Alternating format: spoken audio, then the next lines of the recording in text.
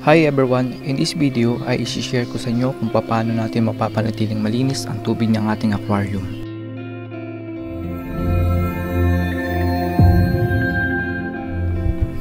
Number 1. Paggamit ng overhead filter. Ito yung motor ng overhead filter. Lahat ng solid waste ay papasok dyan sa strainer ng overhead filter motor, tapos dadaan sa hose, and then yung end ng hose ay yung filter sump. Ang nagiging problema nga lang dyan ay pag may alaga kang maliliit na isda ay pwede mahigop dyan sa motor, at sigurado pagkalabas nila sa end ng hose ay durug-durug na sila dahil sa lakas ng pag-ikot ng motor. Ang halimbawa dyan ay itong PKBM Pride. Dati pumasok yung PKBM Pride dyan sa motor kasi hindi nila kayang lumangoy papalayo, kaya nung nakita ko sila sa sump ay durug-durug na. Dyan naman papasok yung number 2, yung filter wool. Yung filter wool ay karaniwan dun sa filter sump nilalagay, pero pwede din ilagay dyan sa overhead motor. Ipaikot-ikot nyo nga lang dyan sa motor strainer yung filter wool para maharang muna yung maliliit na isda bago ito pumasok sa motor or submersible pump. Ang advice ko nga lang ay kung magpapakain kayo ng isda ay patayin nyo muna yung submersible motor para hindi mahigop yung mga pagkain dyan sa filter wool. Ang mangyayari kasi dyan ay kapag gumana yung motor ay higupin din ng motor pump yung mga pagkain ng isda, kaya bukod sa masasayang na yung pagkain ng isda ay mabilis din mapupuno ng dumi ang filter wool na dahilan ng pagkabara nito. Ang kagandahan nga lang dyan ay alam nyo na magiging safe yung mga isda sa aquarium at pwede nyo pang mapadami ang inyong halagang isda habang napapanatili ang linis ng tubig. Ang pangatlo naman ay ang filter sump. Dito sa filter sump ay pwede tayong maglagay ng filter media. Sa filter media ay titira yung mga beneficial bacteria. Ang mga beneficial bacteria ang kakain ng mga harmful bacteria na pwedeng magsanhi ng ammonia at sakit sa ating mga alagang isda. Ang mga harmful bacteria ay nanggagaling sa fish waste or nabubulok na pagkain at kahit yung nabubulok na halaman. Pwede din tayong maglagay ng filter wool para lahat ng solid waste ay masala muna bago mapunta dun sa filter media. Ito yung mga example ng filter media na pwede natin gamitin. Maraming iba't ibang filter media na available sa pet shop. Merong lava ring, ceramic ring, lava rock, at iba't iba pang filter media na pwedeng gamitin sa filter sump. Diyan sa mga filter media ay dyan titira yung mga beneficial bacteria para pag dumaloy ng tubig papunta sa aquarium ay safe ito para sa mga alaga nating isda. Kaya ang mangyayari dyan sa filter sump ay yung filter wool ang magsasala ng solid waste at yung ceramic ring naman na may beneficial bacteria ang magpupurify para walang masamang microorganism na mabubuhay sa ating fish tank. Gamit lang nitong filter wool at filter media sa overhead filter ay mapapanatili natin crystal clear at malinis ang ating mga fish tank. Ang pang-apat naman ay ang air pump at itong DIY filter. Makikita nyo ang paggawa ng DIY filter dun sa aking YouTube channel. Itong DIY filter ay gawa sa plastic bottle at plastic container. Yung flow ng air pump pataas ng plastic bottle ang gagawa ng water current papasok dun sa plastic container. Kaya lahat ng dumi dito sa aquarium water ay papasok dito sa plastic container. Dahil may filter wool sa loob ng plastic container ay dun may ipon ang mga dumi ng isda. Kaya pag maglilinis tayo ng filter ay kukunin lang natin itong DIY filter tapos lilinisin lang natin itong filter wool at magiging okay na uli yung filter natin for 1 to 2 weeks. Pero wag nyo nga lang kakalimutan lagyan ng bato or lava rock sa ilalim ng DIY filter para hindi ito lumutang, dahil sa gawa ang container at bottle sa plastic ay lulutang ito. Masisigurado ko sa inyo na kapag gumamit kayo nitong air pump at itong DIY filter ay palagi magiging crystal clear ang inyong tubig na sa inyong aquarium para maiwasan din ang mga harmful bacteria or any disease na pwedeng pumunta sa inyong isda. Ang panglima naman ay ang pagkain ng isda o yung pagkain na binibigay natin sa ating mga isda. Itong gamit ko dito ay BBS or baby brand shrimp. Pag ito yung gamit ko ay hindi mabilis tumumi yung tubig compare sa pellet, lalo na dun sa PO1 fish food. Yung PO1 kapag hindi agad na-consume ng isda yung PO1, magiging cloudy agad yung tubig, napakabilis niya agad dumumi. Pero kapag ito yung gamit ko, yung mga live foods katulad na itong BBS, ay hindi ito nabubulok at nabubuhay pa lang 2 days. Yung dumi din ng isda ay solid compare sa pellet. Pag pellet kasi ang gamit ko, ang nangyayari yung dumi nila is parang medyo malambot at mabilis ma-dissolve, kaya dumudumi agad yung tubig dun sa aquarium.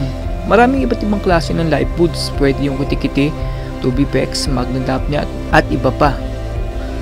Yung kitikiti ay maglagay lang kayo ng empty container sa tagumparte ng inyong bahay. Tapos tingnan nyo lang palagi, baka kasi lumaganap din ng lamok kapag hindi nyo tinitingnan. Kailangan habang kitikiti pa lang ay mahuli nyo na agad sila at mapakain agad sa isda bago pa ito maging lamok. Kasi kapag lumaki-laki na sila at kukunin nyo sila, yung iba parang mabilis silang nagtra-transform agad sa lamok. So kailangan habang lamok pa lang mahuli nyo na agad at mapakain nyo na agad sa inyong mga isda para hindi magkaroon ng dengue sa inyong lugar. Pero sa ngayon, ang gamit ko is pellet, yung Koi King fish food. Wala kasi akong work, kaya yun muna yung kailangan ko ipakain kasi napakatipid. Bili mo yung 400 pesos na binili ko is mag-8 months na yata. Hanggang ngayon di pa nauubos. Laking tulong nun kasi makakatipid ako sa pagpapakain ng isda dahil napakadami ng fish food na yun. Kaya yun muna yung papakain ko. Pero if ever na magkaroon ulit ako ng work, BBS uli yung papakain ko or yung mga tubifex, yung mga live foods. Yung kitikiti kasi is medyo nagkaalangan ako kasi baka magkalamok. Ayaw din ng mother ko na merong container na may tubig kasi yun nga, baka magkaroon ng sakit, dengue. Mas mahal pa yung pagpapagamot kaysa dun sa pagbili ng pagkain. Kaya iniiwasan ko na lang muna yung container. Pero siguro susubukan ko kapag may oras ako na ganun lang gagawin ko, container lang.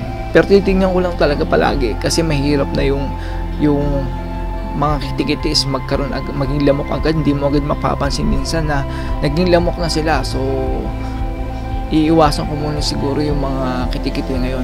Pwede yung magdadap niya kaso nag-aalangan ako dun sa ibang pagbibilang ko. Maganda siguro kung meron talagang trusted na mapagbibilang kasi nanggaling yan sa mga kanal eh.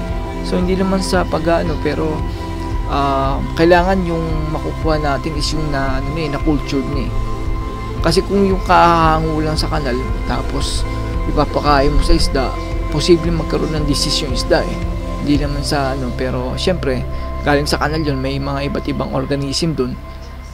Pag ipinakain mo sa isda, yung kung ano man yung organism na yun, makakain ng isda. At pag umanin sa loob niya, for example, may mga bulate or kung ano mga microorganism, pwedeng mamatay yung isda kapag gano'n. Pwede naman siguro yung maglalagay ka ng asin doon sa aquarium, like 2 to 3 tablespoon, para kung sakaling meron mang parasite na nandun sa dap niya, is mamamatay yun bago man makain ng isda, or kung makain man nila, is mamamatay yun sa loob ng katawan isda. Ang problema nga lang doon is minsan may mga isda na hindi nakakayanan yung sobrang lakas ng asin.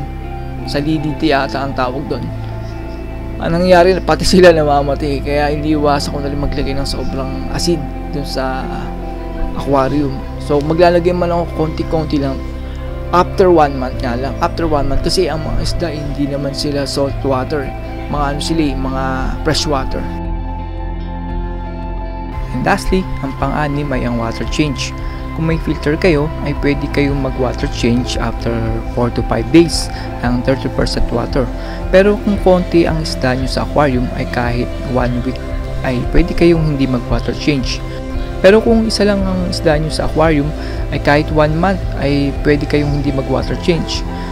Sa pag-water change ay nababawasan nyo ang nitrate sa tubig ng inyong aquarium at napapalitan ng malinis na tubig ang inyong aquarium.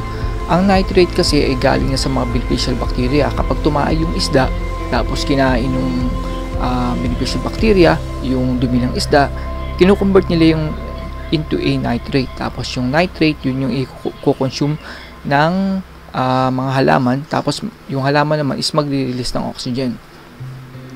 Bakit hindi pwedeng 100% sa pag-water change? Yun ay para maiwasan ang water shock sa isda. Ang mabilis na pagbabago ng water temperature at parameters ay nakakasama sa isda. Isa pa ay nawawala ang beneficial bacteria kapag nagsasagawa tayo ng 100% water change.